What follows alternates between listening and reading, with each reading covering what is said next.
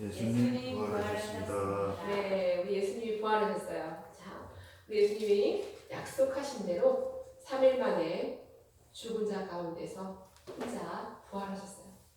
첫 부활이죠. 첫 사람인 아담은 부활하지 못했지만 그러니까 두 번째 아담인 우리 예수님께서는 부활하신 거예요. 우리 예수님께서는 부활하셨습니다. 우리는 그 부활 때문에 예수님을 믿는 거예요. 예수님이 부활하시지 않으면 우리가 그 예수님을 믿을 필요가 없어요. 사실 큰 의미가 없습니다. 예수님이 3일 돌아가셨어요. 십자가에 달려 돌아가셨어요. 그럼 우리도 함께 우리도 다 같이 죽는구나 이렇게 생각을 해요. 그러나 3일 만에 다시 살아나셨음으로 인해서 우리도 다시 부활하는구나 라는 것을 우리가 알게 하시려고 하나님이 우리 예수님을 통하여서 그런 귀한 역사를 우리에게 나타내시고 보여주셨고, 또 그것은 이미 구약 성경에서부터 약속된 그런 언약의 말씀이었고 실현된 말씀이었습니다. 우리가 그것을 잘 깨달아서 하나님을 기쁘시게 하는 그런 그 부활의 그 말씀, 그리고 부활의 삶을 살아가는 우리 모두가 될 수 있기를 간절히 소망합니다. 오늘 말씀은 무덤 앞에 선 제자들이라는 제목으로 말씀을 나누려고 합니다. 무덤 앞에 제자들이 왔어요. 자, 예수님께서 돌아가셨어요. 십자가에 달려 고통당하면서 돌아가셨어요. 그런데 사실은 그 십자가형이 그 당시 최고형입니다. 사형 가운데서도 굉장히 굉장히 잔인한 그런 그 처형 방법 중에 하나인데요. 그 최고형이죠, 최고형. 그런데 그 십자가형을 당한 사람들은 그냥 그 십자가에 매달려 그냥 죽게 내버려 둡니다. 그리고는 이렇게 무덤에 묻히지 않고, 무덤에 이렇게 놓지 않고 그냥 나무에 달려 내버려 둡니다. 새들이 와서, 짐승들이 와서 이렇게 쪼아서 먹게 그 형체의 그대로를 놔둡니다. 네, 아리마대 요셉이라는 자가 와서 우리 예수님을 내가 모시고 갈 수 있게 달라 이렇게 협조를 함으로 인해서 그것을 허락하여서 예수님만큼은 예수님의 시체를 안고 무덤에, 그 아리마대 요셉이라는 사람의 그 가족 무덤이 있어요. 공동 무덤인데 그 묘지에 그를 묻었습니다. 우리는 묻는다 그러죠. 묘지를 묻는다 그러는데 사실은 이제 그 히브리 쪽이나 그 헬라 쪽 그쪽 동네에서는 시체를 묻는 게 아니라 이렇게 돌과 동굴에다가 이렇게 넣는 거예요. 시체를 넣는 거예요. 그래서 우리하고는 좀 매장 방법이 좀 다릅니다. 근데 예수님을 묘지에 넣었어요. 무덤에 넣었어요. 그리고 안식 후 첫날이라는 1절에 문장이 나옵니다. 시작됩니다. 여기서 안식일이라는 것은 우리는 안식일이 주일이라고 생각할 때가 있는데 사실은 안식일은 토요일입니다. 우리가 지금 현재 지내고 있는 그 날짜 중에서 요일 중에서 토요일이 안식일이에요. 그리고 안식 후 첫날이니까 언제가 되죠? 일요일이 되죠. 그 일요일이 바로 주일인 거예요. 우리에게서는. 우리가 이 주일을 왜 일요일로 섬기느냐? 그 이유는 예수님께서 부활하신 그 날이기 때문에 예수님께서 부활하신 그 날을 우리가 주일로 이렇게 섬기고 있는 것입니다. 그래서 안식 그 교회에서는 주일날 이렇게 모이지 않고 언제 모이냐면 그들은 토요일 안식일로 모이잖아요. 그래서 안식교라는 건데 저희는 우리 개신교는 주일을, 또한 천주교도 주일을 우리가 부활한 그날 예수님께서 부활하신 일요일에 주일로 섬기고 있는 것을 여러분들이 기억하시기 바랍니다. 자, 어쨌든 안식 후 첫날, 즉 주일이죠. 이날 막달라 마리아가 예수님께서 무덤에 계신 그 모습을 상상하면서 옵니다. 무덤가로. 근데 왜 왔느냐? 우리 예수님을 잘 모시기 위해서. 피가 이렇게 군데군데 묻어있고 그런 모습을 보고 집으로 돌아갔다가 다시 온 거예요. 예수님을 좀 이렇게 닦아주고 이렇게 피 묻은 데 좀 닦아주고 이렇게 좀 기름도 좀 발라주고 하고 싶은 그런 마음에 무덤을 봤어요. 그런데 웬일입니까? 무덤에 돌이 굴려져 있는 모습을 보게 됩니다. 이건 무슨 의미냐면 돌이 굴려졌다는 것은 그 안에 시체가 없다라는 의미로 해석될 수 있는 거죠. 사실은 이게 무슨 일이지 하고 무덤 안을 들여다볼 수 있는데 마리아는 들여다보지 않았습니다. 들여다보지 않은 채로 무덤에 돌이 굴려져 있는 모습만 보고는 달려갑니다. 어디로요? 그 제자, 예수님의 오른팔 왼팔 서로 이렇게 갈등했던 그 두 제자, 시몬 베드로와 또 여기서는 다른 한 제자라고 하는데 바로 그 다른 한 제자는 요한을 의미합니다. 사도 요한을 의미하는데요. 이 두 제자에게로 달려갑니다. 그래서 이 두 제자에게 가서 이야기해요. 어떻게 이야기합니까? 말씀을 보면 2절을 보면 시몬 베드로와 예수께서 사랑하시던 그 다른 제자에게 달려가서 말하되, 이제 여기서부터 이제 마리아의 이야기죠. 사람들이 주님을 무덤에서 가져다가 어디에 두었는지 우리가 알지 못하겠다 하니, 이렇게 이야기를 합니다. 예수님을 보지도 못했어요. 좀 예수님을 본 게 아니에요. 무덤에 문이 열려져 있는 것만 봤지 그 안에 예수님이 계시는지 안 계시는지를 보지도 않고는 달려와서 이야기하기를 주님을 무덤에서 가져다가 어디 두었는지 모른다. 누가? 사람들이. 이렇게 이야기하는 마리아의 모습을 보게 됩니다. 그랬더니 이제 그 다음에 어떤 일이 일어납니까? 베드로와 그 다른 제자가 나가서 무덤으로 갑니다. 뛰어가요. 다른 박질하면서 막 뛰어갑니다. 달리기를 했다는 거죠. 서로 막 누가 이기나 막 경주하듯이 달려가서 그 무덤가로 갑니다. 도대체 상황이 어떻게 되는가 보기 위해서 간 거죠. 갔더니 어떻게 됩니까? 무덤에 이르렀더니 그 무덤에 이르렀을 때 요한이 먼저 갔어요. 먼저 간 것은 요한이지만 그 안에 차마 들어가지 않았어요. 무덤 안을 들어가진 않았습니다. 그 무덤 안에 들어간 사람은 바로 시몬 베드로였죠. 시몬 베드로는 다른 사람들 젖히고 그 안에 들어가서 보았습니다. 구부려서 세마포 놓인 것을 보았으나 들어가진 않았다. 이거는 바로 이제 5절의 말씀은 요한이 한 행동이고요. 6절을 보면 시몬 베드로는 따라와서 무덤에 들어가 보니 세마포가 놓였고 또 머리를 쌌던 수건은 세마포와 함께 놓이지 않고 딴 곳에 쌓였던 대로 놓여 있더라. 이 상황을 지금 이제 재현하고 있습니다. 그리고 이어서 보면은 8절이 중요해요. 8절 한번 읽어볼까요? 시작. 그때야 무덤에 먼저 갔던 그 다른 제자도 들어가 보고 믿더라. 그리고 그 다음에 9절 시작. 그들은 성경에 그가 죽은 자 가운데서 다시 살아나야 하리라 하신 말씀을 아직 알지 못하더라. 자, 여기까지가 굉장히 중요한 포인트가 있습니다. 무엇일까요? 이 다른 제자도 이제 먼저 베드로가 들어가서 그 안을 들여다봤더니 정말 예수님께서 안 계셨어요. 그런데 그 뒤에 요한이 들어가 보니 정말 상황이 마리아가 말했던 상황과 같았어요. 그런데 그것을 보고 뭘 했어요? 그제서야 그들이 믿었던 거예요. 근데 뭘 믿었을까요? 이들이 믿은 것은 예수님이 사흘 만에 부활하신다라는 것을 믿은 거죠. 그런데 그들이 거기서 그 믿은 것은 정말 깨달음이었을까요?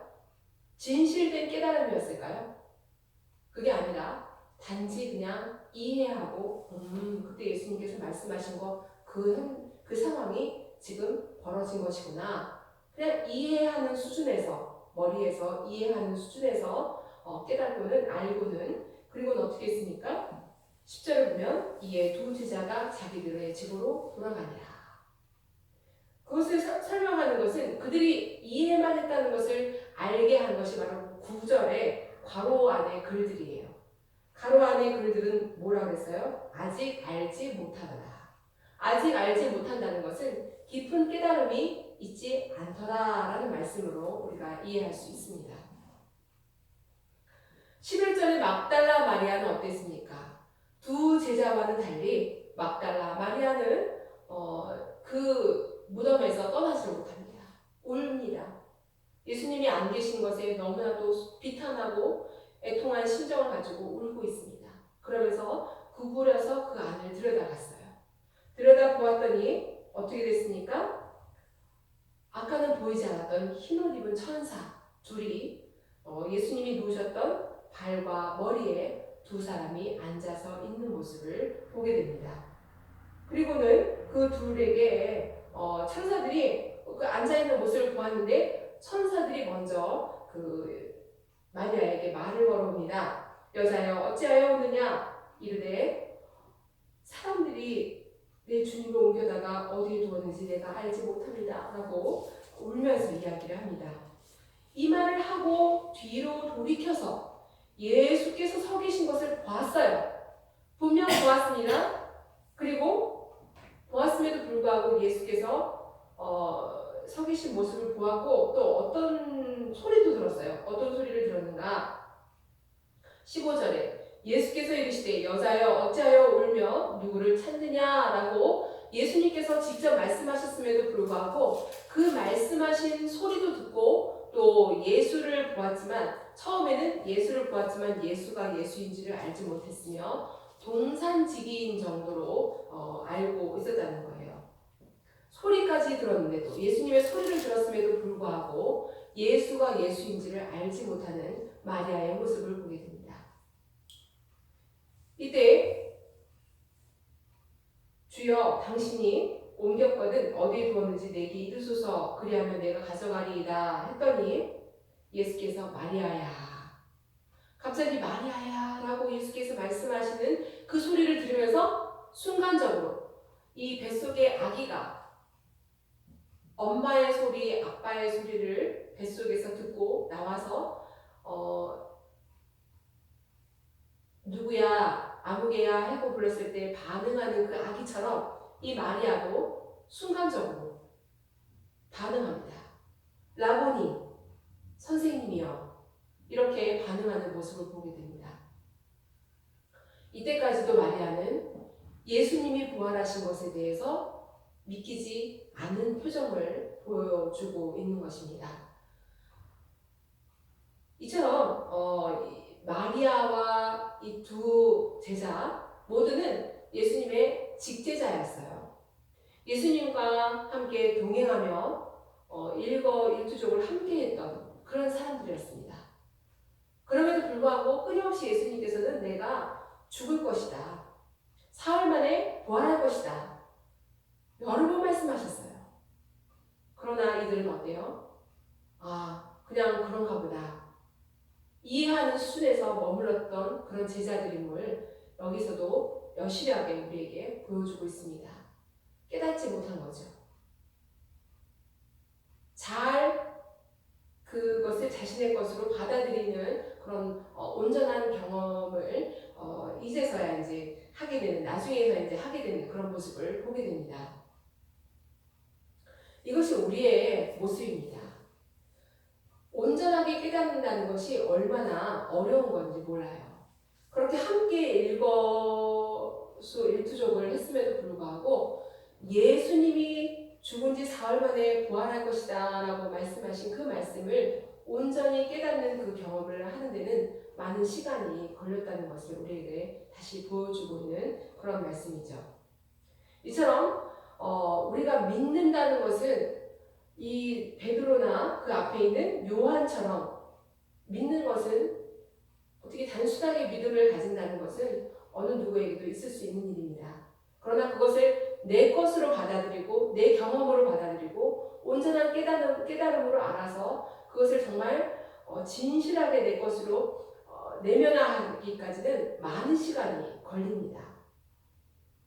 온전히 깨닫지 못하면 그 10절에 이에 두 제자가 자기들의 집으로 돌아갑니다. 이 말씀처럼 베드로와 요한처럼 자신의 그 일상으로 다시 돌아갑니다. 믿기는 믿되 이 믿음이 자신의 것으로 온전히 경험되지 못하고 온전히 깨닫지 못하게 되면 자신이 이전에 살았던 삶, 이전에 경험했던 모든 것, 그 모든 것으로 다시 돌아가는 거죠. 하나님께로 돌아오는 것이 아니라 자신의 그 삶으로 일상으로 그냥 다시 돌아가게 돼 있다는 그런 말씀입니다. 이 마리아는 하나님을 온전히 경험하지 못했어요. 그랬기 때문에 이 주어 자체도 하나님께서 예수님을 모셔갔다. 3일 만에 예수님께서 부활하셨다. 이런 주로 얘기를 한 게 아니라 사람들이 예수를 어디에다 두었다. 이렇게 얘기합니다. 우리의 일상적인 말이 그래요. 하나님께서 우리를 이렇게 하셨습니다. 하나님께서 이렇게 하셨습니다가 아니라 마리아처럼 사람들이 누가 무엇을 어떻게 했습니다.